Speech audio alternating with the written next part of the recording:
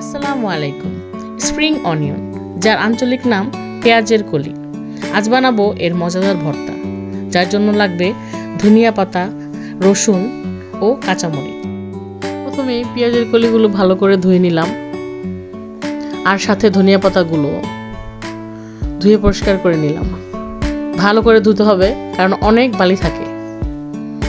তারপর কুচি কুচি করে কেটে নিতে হবে ধনিয়া পাতা এবং পেঁয়াজের কলি দুটোই।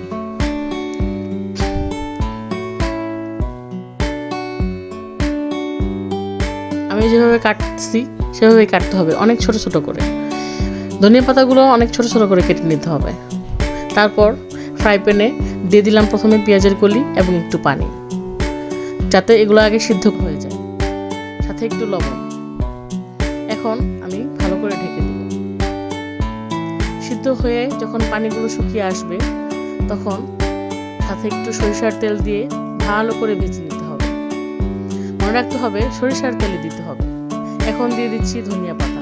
যখন পেঁয়াজের কলিগুলো একদম ভাজা হয়ে যাবে, সাথে ধনিয়া পাতাগুলো দিয়ে ভাজা ভাজা করে নিতে হবে একদম কড়া করে, যাতে সুন্দর একটা ঘ্রাণ বের হয়।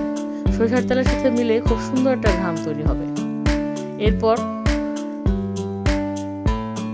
এগুলোকে এখন আমি আলাদা পাত্রে রেখে দিচ্ছি।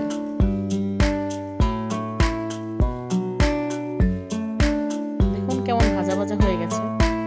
এখন ফ্রাই প্যানে আরেকটু তেল দিয়ে সরিষার তেলে দিতে হবে, তাহলে ঘ্রাণটা খুবই ভালো আসবে। আমি রসুন আর কাঁচামরিচ দিয়ে দিলাম।